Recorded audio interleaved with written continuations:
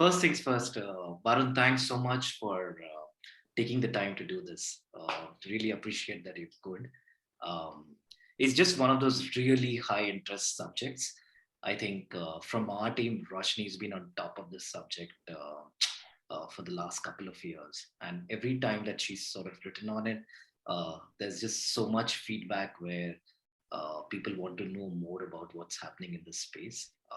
So thanks so much for taking the time. Folks, I'll just briefly introduce Varun. He's from the Good Food Institute.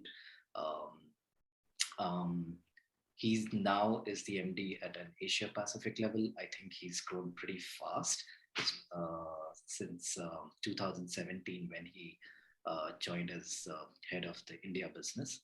Varun also hosts, is in charge of the Smart Protein Summit, which Roshni tells me is something that's become incredibly popular for people of all types to sort of understand this subject.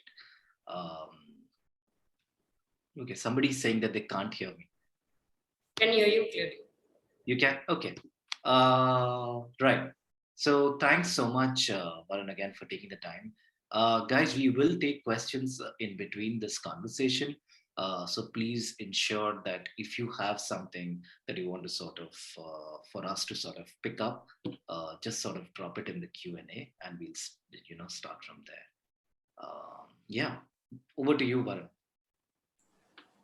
Thank you so much. Thanks for having me, Ashish. Thanks, Roshni. It's a real pleasure. Not much that I would rather be doing right now on a Thursday at 9 p.m., especially as we're maybe on the verge of another lockdown, than here talking about our work and about the alternative protein sector, plant-based meat, eggs, dairy, all the work that we're doing. Would you like me to give a quick introduction to our work?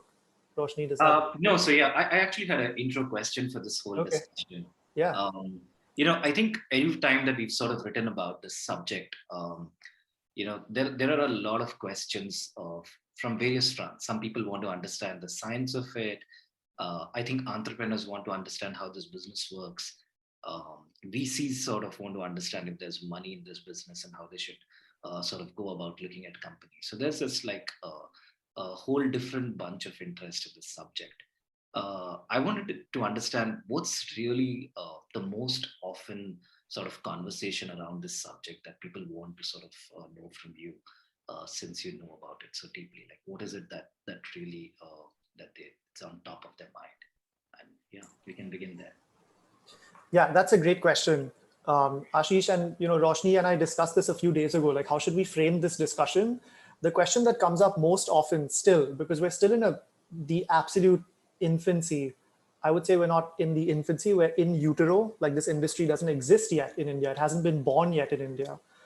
So the question that comes up most often is, why would vegetarians eat a burger that tastes like meat but is made from plants? And the answer is, in the question. Vegetarians wouldn't. The idea to make products that taste the same or better and eventually cost the same or less as their animal-derived counterparts is to satisfy people who eat animal-derived foods like meat, eggs, and dairy, right? So I think that's the question that comes up over and over. And to be fair, it is the question that came up over and over, even in more mature markets like the US, when these products were being launched for the first time. So in 2015, 2016, you had a couple of companies, Impossible Foods, Beyond Meat, Eat Just Inc., which made plant-based burgers, plant-based meat burgers, which taste like beef. And then Eat Just makes a mung bean-based egg substitute. So plant-based egg that scrambles like eggs, right? And the first question that people had was, who's this for, right? And I think the general idea that, animal sourced foods, that is meat, eggs, and dairy, and the production processes for them are really harsh on the planet, and they create a lot of risks for public health. That's been known for decades, right? But until these companies came through and provided alternatives that are getting very close in taste, it was impossible to really provide an alternative that made sense to the market. Because you can tell people to eat chickpeas, not chicken, or eat broccoli, not beef, or eat the burgers that had existed, the veggie burgers that had existed for a very long time, which were made from like corn and whole foods type ingredients, but they don't taste like meat. And maybe a non-vegetarian will replace their meat once a week with it, but they certainly are not going to mistake it for meat. They're not going to feel satisfied in the same way that eating a beef burger gives them satisfaction in the US, or eating a chicken curry or a biryani would give them satisfaction in a place like India, right? So going back to the question, this is the main topic of conversation still, which is the positioning of this industry. And then there's a lot that leads on from that. Okay, if this is satisfying meat craving and egg and dairy requirements, if those are the need states that are being satisfied by this, then what is the size of that market and what is the opportunity? And there's a lot that leads on from there. And how do we make these products and how do entrepreneurs get into this and all of that? But it kind of starts with this fascination of who is this for, which is really interesting, I think. So I'll take off from there. So of course, okay, so fine, it's for meat eaters or people who eat even poultry or fish, right? But in India, I mean, you know this as well. We've had a discussion about this quite a bit. The per capita consumption of meat in India is very low compared to Western countries.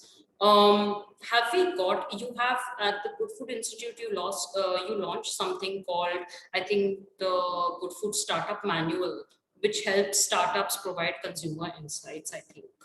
So have we got any insights on how we can maybe justify introducing alt protein for a country that whose per capita consumption of meat is still very minimal compared to the West? I mean, I'm assuming that the audience for this would still be limited to, metros and tier one, maybe tier two to an extent. Do we know that whether in India there's still a huge demand, even amongst non-vegetarians for this? Yeah, so the global demand for something like this is being driven, as we just discussed, by this flexitarian population. People who already eat, like you said, non-vegetarian food and who realize its implications on the planet, so they feel guilty about it and they want to switch it out, right? For reasons of personal health, for reasons of planetary health, right? So they know that we're using vast amounts of land, water, energy, emitting vast amounts of greenhouse gas emissions. It's causing more climate change than all emissions from the entire transportation sector combined. It is the primary source of risk for pandemics, zoonotic pandemics emanating from the animal system and antimicrobial resistance, etc. There's myriad reasons to switch away from meat as a system, animal meat as a system, right? And replace the source of meat to be plants or cells or something else, right? So this group is driving consumption globally. So 90+% of people who eat the Impossible Burger that go into, like, let's say Burger King, and they order the Impossible Whopper, 100% Whopper, 0% beef because it's made from plants, 90+% of those people are non-veg eaters, regular meat eaters, etc. And your question was about India. Does this cohort exist in India? So, all very large scale census level surveys by the government of India and other people show that, something like 71% of the population is non-vegetarian, right? So this idea that we have that most people in India are vegetarian is anyways incorrect, right? Now, the point that you raised is very important, which is that per capita consumption is much lower, right? There is this urban, upwardly mobile, aspirational group that does eat meat regularly, multiple times a week, in some cases multiple times a day even. But that's like 50 million, 75 million people, like you said, living in a bunch of different cities, metros, tier 2 cities, etc. And within that population is where we find our early adopter for plant-based meat. So let's say 75 million people are regularly eating meat. From our research, what we've seen is that roughly 60 to 65% of those 75 million people, so let's say 50 million people, are willing to regularly purchase plant-based meat to try it out and to put it into their diet regularly. They won't necessarily replace their entire diet of meat with it, but they will be willing to purchase it regularly, right? So like maybe they'll do a meatless Monday where they'll eat a chicken nugget that's made from plants instead of something that they would have eaten otherwise. So that's a decent market actually, in terms of if you compare it with other things. Most of the, health tech or even very large companies like, let's say, a CureFit or even a Spotify in India, they're targeted at the same population, right? It's almost a proxy for, like, those are the people that have disposable income, that are willing to order in a lot. They're craving things like biryani, so a plant-based biryani or a plant-based curry would work really well for them. I think, as with everything in India, once you want to go beyond this early adopter market, which I think is well defined, then it becomes very, very difficult. You have to drop the price a lot. You have to gain distribution to all corners of the country to truly become a mass market category and a mass market product. So I think that's, going into a little bit of the details about it. But yeah, I mean, at a high level, these cohorts of consumers exist. They're consuming like their global counterparts already, and they're seeing what's happening in Singapore, New York, London, Sydney, whatever. And they want to try products like the Impossible Burger because they're fun and they're sexy, but also because they've seen the pandemic, and then they've seen avian flu, and then they've seen a bunch of ads about Virat Kohli going plant-based, and they've seen Game Changers, and they've seen all of this stuff. And I'm not being facetious here. That's genuinely, these are the reasons to try these things. And then beyond a point, if you realize that the product can taste the same or better, or come very close to your meat that you crave and know and love, then you can make a sustainable switch. So I'll just take off from this, right? We know about the discretionary taste of this demographic that you just described, this demographic that listens to Spotify or has multiple OTT subscriptions and are willing to experiment when it comes to alt protein. Now, the thing here is India traditionally is not, has never been foreign to alt protein. I mean, we've been having, again, this is something I've discussed with you. We are a country that consumes soya chap, we have kathal or raw jackfruit. So the idea of a mock meat is not foreign to India, but we, at the same time, this discretionary taste within this demographic, I'm assuming, would actually want the plant-based meat to taste like, right? They would want, like you said, what people in Singapore, Hong Kong, the US, they want something like a Beyond or Impossible in India. We don't have that yet. What would it take for us to kind of hit that bullseye over there? Actually having an all protein that tastes like the real stuff, which is what these people want. Yeah, you're exactly right. You hit the nail on the head. All of the products that you named, like a kathal curry or a kathal biryani or a soya chap, they are distinctly unsexy, unfortunately, right? Like that's just how it is. And what we're talking about is like the 2.0 products that are next generation, that genuinely taste, cook, sizzle, smell like meat. So when, for example, Beyond Meat, which I see in the chat and in the Q&A, people are putting up questions about Beyond Meat. It's a public company now, an investment opportunity for the average investor in the US or whatever. When they were formulating their initial products, they even like tested the sound frequency of the sizzling of a beef burger and matched that in the plant-based burger, because they wanted it to be a perfect cultural and sensory replacement. If you as an American are going to a backyard barbecue or a baseball game, the sizzle of a Beyond Burger should smell and taste exactly like a beef burger, because that's what you want. Americans eat 3 beef burgers on average per week, which is just insane for all sorts of reasons, right? And then if you think about this, Beyond Meat and these companies have done what are known as life cycle analyses, all the land, water, energy, greenhouse gas emissions implications, etc. And they found that if you substitute one of those 3 beef burgers on average for every American per week with a Beyond Meat burger, it's the equivalent of taking 12.2 million cars off the road or powering 2.3 million additional homes. And the great thing is, for the consumer, you don't have to think. You're just eating lunch. You're just going to a baseball game, right? And you're having huge impact at scale if you can scale these products. So yeah, I mean, that's what we need to get to in India as well. And just an additional point, because I've been using the words biryani and curry and all, I think this is pretty intuitively obvious to the audience, right? I think we need to have a much more diverse offering in a place like India. And this is true across Asia. We're seeing Impossible Foods that again makes the Impossible Burger. When they went into Singapore, they were in 140 restaurants within 4 months. And they were offering things like Impossible Rendang Pie at Starbucks and Impossible Beef Wellington at this very fancy Gordon Ramsay restaurant, and Impossible like dumplings at a hawker center, right? So like they were doing everything across the spectrum, and you have to fit into the culture of the country that you're in. So obviously the entrepreneurs that are launching products here, some of them will do chicken nuggets and burgers and all of that, but many, I would argue most of them will look at kebabs, keemas, curries, biryanis, the stuff that we crave and that makes our mouths water, right? So I understand the Indian demographic, like the upscale kind of, the group that we're looking at, that would be a perfect target audience for this. Are our numbers still not enough to attract those big brands? Because the people you just named, right? Beyond Impossible and all the big guys, they've gone to Southeast Asia, I think Japan and Hong Kong as well. But as far as I at least know, they are not looking at India. Can you help us understand why? Like, why aren't our numbers, whether it is like what, 50, 70, 75 million of a waiting audience that wants this? Why aren't we able to get those people? Yeah, I think if they could, they would, frankly. I think just like they need to scale up to all of these different markets, and India is just lower down the priority list, right? So it's not, frankly, let's be honest, it's not the easiest doing business environment either, right? Like you need to have local partners that can help you traverse the weirdness that is India. And I love India, but we are quite weird in terms of our challenges of supply chain, distribution, logistics, cold chain, all of this stuff that you have to figure out, right?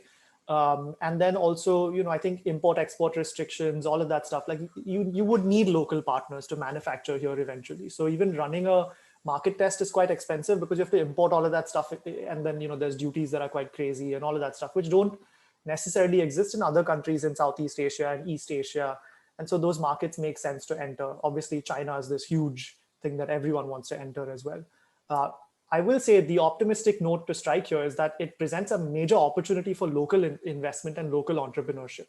And local investment and local entrepreneurship will always understand the taste profile and the lay of the land and the logistics and the talent pools and the challenges a bit better than the international companies. So I think it's a race to market from a lot of these companies that are coming out here. So to name some of them, there's Blue Tribe Foods in Mumbai that is making those chicken nuggets that I was referencing earlier, plant-based. And they have a keema product that just came out. There's Imagine Meats from Ritesh and Janelia Deshmukh, the actors, which is coming out soon, hopefully this month. They'll launch in the market. There's a bunch of other companies that are in the pipeline or already out there. There's one called Good Dot that's existed for some time, and their products are improving a lot over time as well. So I think we'll get this groundswell of entrepreneurship. COVID-19 slowed it down a little bit, but we'll get many dozens of companies in India, and then it'll be a race to see who scales. And Roshni, sorry, just to address the point about scale and numbers and things like that, I think once you start seeing experiments from the big QSRs, the big fast food chains in India, where, to be clear, all the international counterparts of those same people, the Burger Kings in the US and in Thailand and Japan, etc., are all launching these products. Starbucks, everywhere is launching these products. Once you start seeing these folks do pilots and start launching, then I think all bets are off about the market size, because that 75, 50 million people, McDonald's and Burger King and Pizza Hut and Domino's automatically have way more reach than that in terms of where they cover. So I think there's a lot of opportunity there. Hey, so I'll just quickly sort of have an additional question to what Roshni was asking, Varun. Are there significant barriers to entry for a product like this, which sort of scares away local entrepreneurships and sort of investing heavily in this business, or how does that stack up? So I think the food technology is not the easiest business to get involved in. And when I say food technology, obviously, firstly, I'm not talking about digital tech. So I'm not talking about like Swiggy, Zomato. I'm talking about food science, right? Formulating products, producing foods that are quite advanced in terms of they are supposed to taste much better than your previous generation soya nuggets and things like that, right? The talent pools for that are a little sparse in India. You have to really find talent in major ways. The investment capital is still not, there yet. I think investors are sitting up and waiting till one company scales, and then there'll be a lot of deals beyond that. But that's kind of a plant-based chicken and egg type situation. And then, interestingly enough, a lot of the ingredients for these products have not been available in India. So to give you a sense of what we do as an organization, we would work to advise really large corporate organizations that make ingredients of pea protein, soy protein, the things that go into these products, like let's say a DuPont or an ADM or a Roquette, all of these guys, and then educate their India teams, which may not be abreast of what's happening globally, get them to loop in their like Europe, US, Singapore teams, get better ingredients into the ecosystem so that suddenly 100 entrepreneurs can try out products that they couldn't try earlier. It's like if you're an entrepreneur in India and the ingredients are not available and the labs don't have the talent, you're trying to make a product with two hands tied behind your back, right? Sure. You can't import the ingredient directly because that escalates the cost of your product. You have to be insanely resourceful and do a lot of work. So that's where kind of, Roshni, you mentioned the Good Food Startup Manual. That's kind of why we try to create all these resources, try to align these networks and get stuff moving. I think the best answer to your question, Ashish, is that it takes time. That's, there are significant barriers and it does take time. So I think when it comes to barriers, let's like take this further, because Ninath has actually raised, one of our attendees has raised a very pertinent point. He's saying most Indian companies seem to be soy based, which I think is true, right? I mean, especially last year, a lot of the announcements at even at the Smart Protein Summit, soya as a protein seems to be like the kind of base where you can take off from. So his question was basically why is India still like focusing on protein when soy protein, when people abroad are going looking at seaweed, algae, and God knows how many other proteins that are out there. So can you just answer his query? Yeah, it's a great question. So to be clear, I mean, there are these like massive commodity crops globally that constitute like, I think three crops, soya, wheat, and corn constitute like 50% of crop produce globally, right? So like that creates huge cost benefits. If I want an ingredient from the soya value chain, and to be clear, when we say soya, it's not as if someone's taking soya chop and dressing it up and calling it a plant-based meat, right? We wouldn't consider that a plant-based meat. What I mean is soya protein isolate that gets extracted from soya and that gets used as an ingredient along with a bunch of other things, oils and other things, to create a plant-based meat substitute.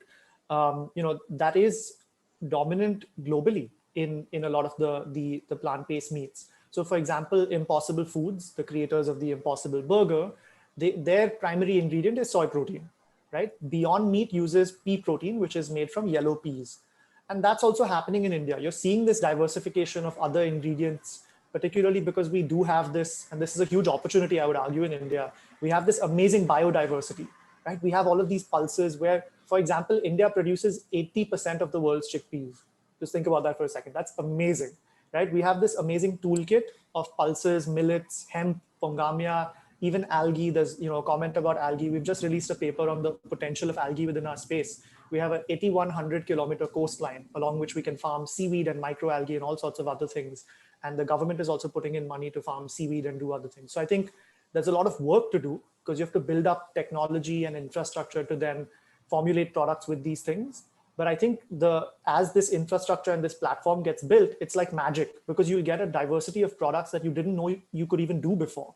For example, right at the beginning of the conversation, I said, Eat Just Inc. This is a San Francisco-based company that is using a bean, the mung bean, which has been grown on this subcontinent for 4,500 years. Okay, and they're using mung bean protein to create a fluffy plant-based scrambled egg, which is amazing, right? You add a little kala namak to it; it tastes eggy as everything. Like that, if you eat egg, you would consider that a decent substitute for egg, right? And I think we have a lot of opportunity to do this kind of thing in India. But yeah, it's going to take some time. I think we believe that millets, pulses, all of these crops should be utilized more within our space, and it will happen for sure. It's already happening. Okay, Varun, I'll take this question again. Harneet has asked two questions, so in two parts. What are the cultural limitations of all proteins in India? And two, do you think Swiggy or Rebel Foods could push for this innovation with their cloud kitchens? What do you think? Could you repeat the first question? Because I think I lost that. What are the cultural limitations of all proteins in India?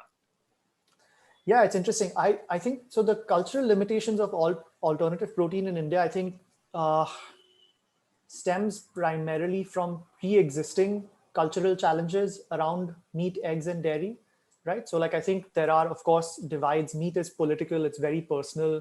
There are a lot of these things that already exist in India. The way that we see it, actually, this is an opportunity to kind of bridge these socio-cultural divides, because this is something that it doesn't involve slaughter, right? And actually, I do want to talk about the categories because there's a bunch of questions coming in about cell-based and stuff like that. But generally, none of these categories involve slaughter, right? Like you don't require slaughter to exist here, right? I do think that one of the questions that might come in is, with cell-based meat, with cultivated meat that's produced from cells, is that halal, right? Those kinds of things, those kinds of cultural things might come up, but I think they're addressable things over time. So I think this is an opportunity to kind of go this middle path and address these sociocultural questions in ways that straddle this divide a little bit. And I think, a lot of this is going to rest on economics, right? Are we able to produce products that taste the same or better and cost the same or less and create a ton of jobs in the process? And in that case, it will win in the marketplace. That I think is our experience from, even talking to regulators and policymakers. There's just so much economic pressure on this country right now, and generally in the world, obviously with COVID-19, that we have to look to these industries of the future, and they have to be viable industries. And then I think a lot of other things fall into place. So, Akriti has a very, I was actually going to ask this question to you. It is also something I've written about, but since Akriti is asking it now, I'll go ahead. So, her point is that soya is linked to widespread deforestation. What plant sources do you promote for alternative meat to be made? I think her point is that, and this is something I've written about, soya is not a very sustainable crop. And how can we address this issue of unsustainable animal farming or slaughtering meat if the substitute or the alternative is going to be water guzzling crops, or unsustainable agriculture, which India already suffers from? Our water table is depleting. How do we kind of justify that, okay, look, substitute meat with this crop, which is not sustainable to grow in itself? So can you answer Akriti's query there? It's a great question. I just want to address it with this very simple fact. 80% of the soya in the world is eaten by animals. It's not eaten by humans. Okay. What you're reading about deforestation in the Amazon, I invite you to independently check this out. I can pull up a graphic if you like, but roughly 7% of the soy goes into industry, like, biofuels and stuff like that. 80% goes to feed animals like cows and chickens that we then eat. And a chicken converts feed into food at a ratio of 9 calories in to 1 calorie out. And that's the most efficient animal that we found for meat. So chickens take in, sorry, my dog's being a little loud, but chickens take in 9 calories of input in the form of crops like soy, corn, and wheat, and give us 1 calorie of output in the form of flesh. Cows are much, much worse than that, right? Like way worse than that. That's why we need to use all of this land, all of this water, and all of this energy. So if you're seeing that the Amazon was literally on fire to create more land for pasture and to grow these crops, those are feed crops. In fact, if the entire world stopped eating meat and we switched to soy, ironically, we would need much less soy, because most of that soy is going into feeding animals rather than feeding that we consume. Right? Yeah. So that's the very important thing to remember. And, I think I would, dig into this a lot more and just see exactly what's going on in this area. From that stems everything else, right? We're using 75% of all agricultural land on this planet to either produce crops for or to use as pasture land for all of these animals. And this is like a crazy unnatural system. Like we think of these animals as like some natural balance, but these are factory farms. There's like, 800,000 chickens or egg laying hens and like 5 humans in there. And that's kind of what we're doing. That's why you get all the industrial pollution and all of that stuff as well. So if we have the option to kind of leapfrog all of this in India, we should certainly consider taking it, right? Like we haven't yet got to the point, to your point, Roshni, from earlier, we're not eating that much meat yet. If we have the option to kind of go away from this system before it even starts in India, then we should certainly consider it. I think, Ashish, there was a question about Swiggy and Rebel earlier that I didn't address. Should I address that now? Yes, that's right. Yeah, sorry, I'm jumping all over the place, but this is a question about distribution. And before COVID-19, we were saying, this is a new category in India. People will want to experience and touch and feel these products, right? Like I think direct to consumer, just ordering at home or whatever. Direct to consumer, like where I go on your website, Ashish, and I order your plant-based meat direct to me and then I cook it at home, might not be the easiest way to introduce this to people, because it's a bit of a wrapping my head around the concept. So I think a Swiggy or a Rebel or a Zomato, I think these places are great opportunities to do a lot of good in this respect, introduce these new categories. And, they have distribution, they have reach. Zomato's in 450 cities and towns in India. That's amazing. So that's how we get from this early adopter market to this mass market, I think. Okay, there are a whole lot of bunch of questions. Yeah, I think I will ask Varun a last question before we kind of dive into everybody's questions. So the thing I wanted to ask you is you've hit the nail on the head about soy. Much of the soy that's cultivated in the world being used to feed the animals that we eat. In India, I think the problem, and this is something nobody talks about, more than meat, I think we guzzle and consume a lot of dairy, right? India is the world's largest consumer of dairy, if I'm not mistaken. And not just milk, right? Ghee, butter, dahi.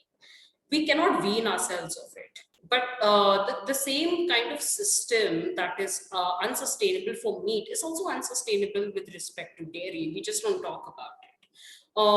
What are the hurdles you foresee with respect to plant-based dairy in India? Because again, like I said, nobody talks about it, but and Indians also, I think more than meat, we are not willing to forgo dairy. So can you just address this point about our dairy obsession?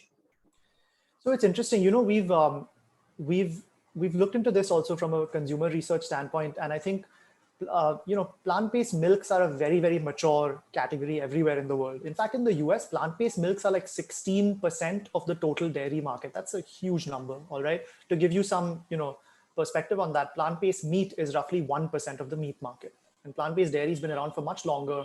The technology to to mix up some almonds and process them and to create plant-based milk from soya has existed for a very long time. I think the issue arises that those kind of older products are still the 1.0 version of plant-based dairy. And so they can't actually perform the same way that milk does in all of these various applications, right? Like if I put a traditional, like a soya milk, even the commercially available, that's still available on the shelves, into like a tea or a coffee, which is hot, it like feathers. Let's just say it is disgusting. Yeah, it does. It just, it doesn't taste creamy. It doesn't have that mouthfeel of milk and all of those things, right? So I think there's work to do from a scientific standpoint. And, as an institute, we definitely think that there's a lot of room to grow from a scientific standpoint. That should be first and foremost, because taste the same or better is like the golden rule here, right? You're not going to win in the marketplace unless you have a good product, right?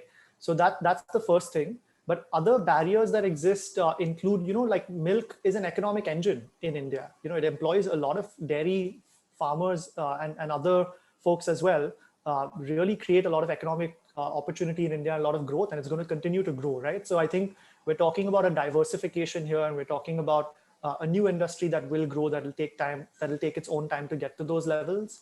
But certainly milk is not going anywhere, to your point. What's interesting from our consumer research is that, like I said earlier, nobody's confused. 80, 90% of consumers are telling us that they know that, and this is, by the way, tier 1, tier 2, tier 3 cities, right? So everyone now is telling us that they know that soya milk doesn't come from cows. They know that almond milk comes from almonds, right? It's just, this is not that complicated. And in fact, most of them believe that calling it plant-based milk is the most appropriate way for them not to get confused, that it's not milk. So they know what it's meant for, but they know it's not cow's milk. So I think there's a lot to think about, and a lot of, politicization of it, a lot of the economic considerations, I think, on that side.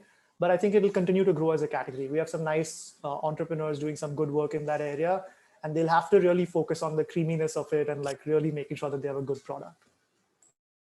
Right. I'll have one final question. And again, this is a very quick one. And then we can quickly go to the questions.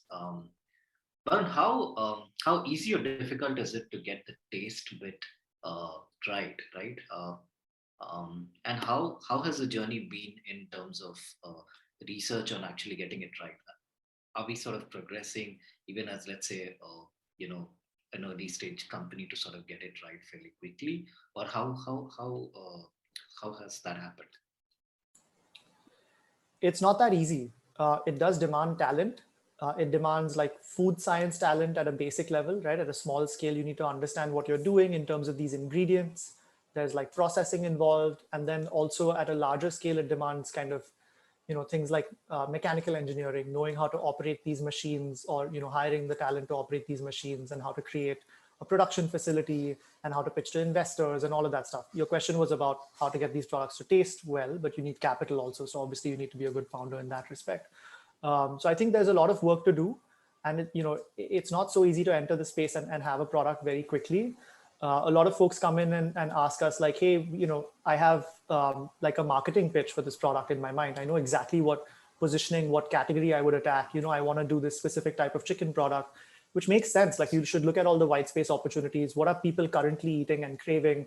But you really need that food science talent. Otherwise, it's going to be basically impossible to penetrate this market because, again, golden rule is taste the same or better. Could we quickly dive into the various categories? So there's plant-based, cultivated meat, and fermentation derived, because I'm seeing a lot of comments about cell-based, etc. Yeah. Sure. So, what we've primarily been talking about is plant-based meat, eggs, and dairy, right? Products that are made from ingredients like soya protein isolate, pea protein isolate, coconut oil, beetroot juice, different things that are mixed together in different ways to replicate that sensory and cultural experience of meat, eggs, and dairy. But those are all plant or crop ingredients, right? That's a relatively mature category now. It's existed for like 5-6 years. In the case of dairy, like I said, it's existed for decades. And from a regulatory standpoint, also, it's easy for the regulator to understand. I mean, like this thing contains pea protein, right? This is something we already have launched in the market. But then there are these other categories of alternative protein, which are more advanced, more like biotechy. So one is called cultivated meat, which is made by cultivating the animal cells directly instead of raising and slaughtering the animals. So it's almost like farming cells instead of farming animals, which is pretty cool. It's a process that we've seen in the biopharmaceutical industry for a very long time. We used to get a lot of drugs like insulin from animals, and now we don't. We manufacture them in a manufacturing facility instead. So it's still biologically animal meat. So you're using chicken cells or pork, like pig cells, or bluefin tuna cells or pomfret cells to make the specific type of meat. This category of cultivated meat is far from market. Only one product has ever been sold in the world. The cost is very high currently, but there's a lot of investment and a lot of work ongoing there. And in fact, just as we're seeing with the COVID-19 vaccine manufacturing, India could play a huge role in manufacturing in this category as well with cultivated meat. And then finally, there's, we've talked about algae and other things. Those are fermentation derived proteins where you have algae or fungi. They're not quite the same as plants. They have their own little category, their own thing going on. And there's a lot of products that are coming to market there as well. So I think that it's fascinating. It's a whole kind of spectrum of things that's happening. The stuff that you're seeing the most in the market is the plant-based stuff because it's the easiest to get out there. Although in itself, it's not easy. It is the easiest among these things. And then you have fermentation, you have cultivated meat. Just because there's a mention of a bunch of companies, Blue Nalu, and a lot of these things in the chats. I thought I would just address that. Sure. So Ronak has a pretty prescient question, which is how do you tackle the GMO tag that has a lot of bad press to begin with? I think his point, and somebody else made this point earlier, that there's a lot of processing involved in oil protein as it is today. So people who are finicky about, clean label food may be averse to the fact that, okay, a lot of, granted that it's really cool science, okay, but there's a lot of processing that's gone into it. So how can we solve for this? Or how do we address this? Is it a major issue to begin with, actually? Yeah, it's a great point. I'll address the GMO thing upfront because it is, important, especially in India. These products don't need to be GMO. None of those three categories need to be GMO, including like the animal cell-based cultivated meat. It doesn't have to be GMO. So if a company is using GMO, they just wouldn't be able to be in India, right? That's just the way it is. There are companies internationally that use GM technologies that are in markets that allow GM technologies, but they're not in India. Aside from that, I think, food processing can get a bad rap, but generally, just like for example, with protein bars, which is a different category to this, there is, companies like Whole Truth, which are saying only 6 ingredients, and they're doing quite well. And then there's a bunch of other companies that probably have far higher sales than Whole Truth, because Whole Truth is a young company at this point, but also because, like this is a huge category, right? Protein bars that have a bunch of other ingredients. They don't only have 6 ingredients. They use a bunch of processes and people don't mind. I don't think it's that much of a huge issue. The second point I do want to make is that this is a very, very new industry. And in new industries, you're using ingredients and processes that are still being developed, right? And these are processes that have been known in other applications for a very long time. The ingredients and the crops that we're using in this industry has been known for a very long time. but they were optimized for something else decades ago, right? Like wheat was optimized for the bread industry, or soy, like we say, soy and peas and all of these were optimized for cattle feed or for chicken feed, and we're using them in this industry. Over time, you'll see the optimization of this value chain, processing, crops, etc., for this new industry, because it's becoming more and more lucrative and it's a huge opportunity, etc. And then automatically you won't have to add 3 ingredients where one can do the job, because you'll automatically have an ingredient that's coming from a crop that has all the food science parameters that are required. So let's say, for example, if I want a plant-based egg product that is fluffy like eggs, what underpins that fluffiness are these food science parameters like foaming, emulsification, gelling, protein structuring ability, etc. And right now I have to add like 3 further ingredients to get those things in there. But 10 years from now, I won't have to. So automatically the processing and number of ingredients is going to go down anyway. But either way, I think you need all kinds of products to make a large market, and that's going to happen. I think we have just 5 minutes left, so let's handpick some questions. Abhishek Nag is asking, what are the top research institutes or programs in India that are producing the food technologists for this industry? Yeah, so we have, there's a number of them. I can just list them. There's National Institute of Food Technology, Entrepreneurship and Management, which is in Sonipat next to Ashoka University, north of New Delhi. There's Central Food Technological Research Institute in Mysore, 3 hours outside Bangalore. There's Institute of Chemical Technology, Mumbai, which is in Matunga, 15 minutes that way. And there's Indian Institute of Food Processing Technologies in Thanjavur, which is significantly more than 15 minutes in the south. There's a lot of different universities, the IITs, etc., for biotechnology, food technology that are out there. We are actually launching a number of courses at many of these universities, challenges, a lot of different things that you can follow us at our website or on socials and see things coming up. But we're very excited because we've launched like the first courses focused on this anywhere in the world. Our counterparts in Israel and the US and Singapore have launched these things. And we're happy to do them in India as well, because we have this like demographic dividend, right? Like this huge amount of talent, this huge amount of, over the last 3 years, I've seen this huge amount of inclination from young people to work in these industries of the future, have a career in something which is hugely rewarding, but also staves off the climate crisis, staves off public health issues, and especially after COVID-19, building back better from something that's really crippled the global economy. This is a huge opportunity for us all. So thanks for that question. I think it's a huge, very optimistic and exciting part of what we do. Hey, Rosh, this is a good question from someone right at the end. I think what he's asking is that what kind of government support has been extended to plant-based meat companies? Yeah, it's a fun question. I know. Is it something that has happened in the West, or how is that?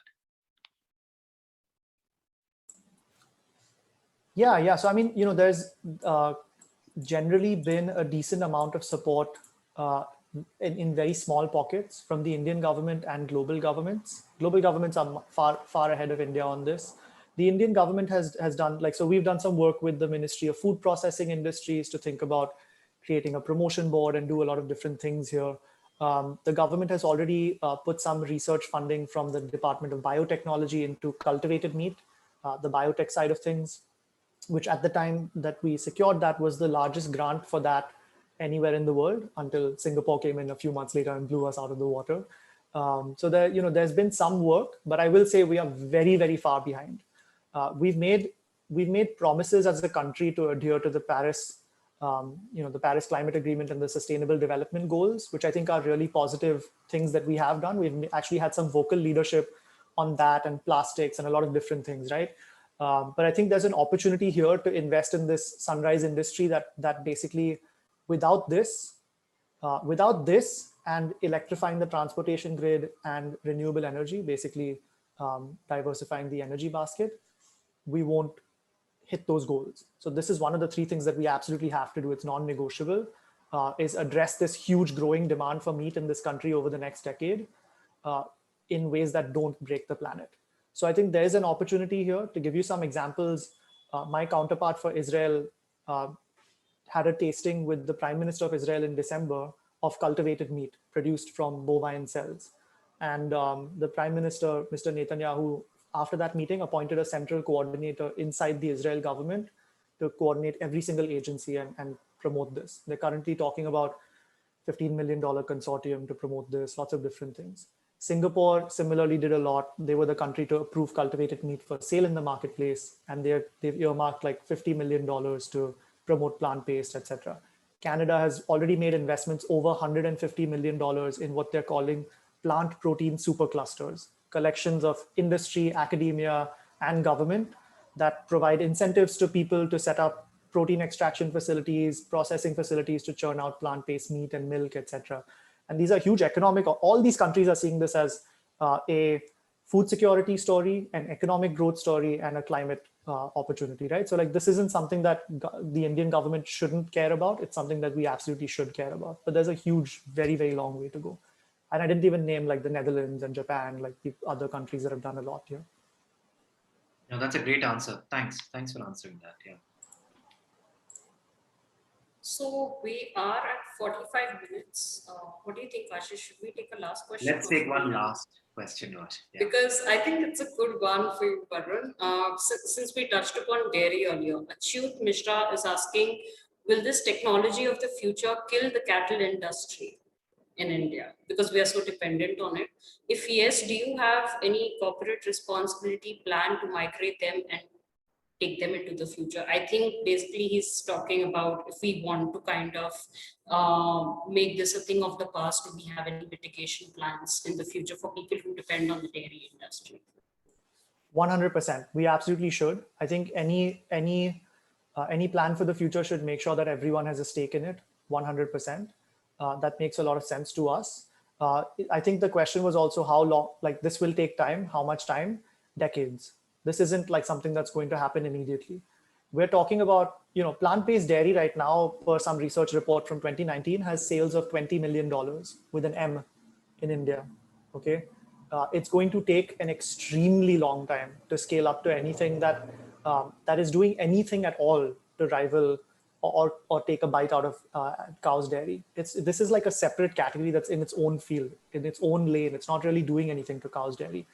Over the next decades, in fact, I think that this industry is not going to be the thing that sounds the death knell for animal protein. It's probably going to be the climate. It's probably going to be government saying like, hey, listen, like this is really bad. We're going to have to start taxing meat, eggs, and dairy. To be clear, we're not advocating for that. I think it's just going to happen.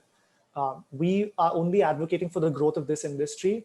But I think that we need to make sure that everyone has a stake in the future of food. So if, organizations like Amul, for example, they're already producing edible oil, honey, they're using the same farmer networks to do all of this other great work.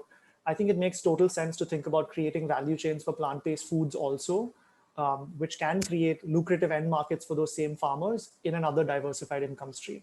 So if it's soya, pulses, whatever, right? I think that makes a lot of sense in that area as well. So I think this will be like a very gradual transition, especially in a market like India. We're not even going to get to that 16% of the dairy market that exists in the US for a very, very long time. So Achyut, I think it would be safe to say that we are not going to let go of our holy cows anytime soon. Yeah, that's a good place to end this. Yeah, hey, thanks so much, Varun, for taking the time. Over to you, Roshni.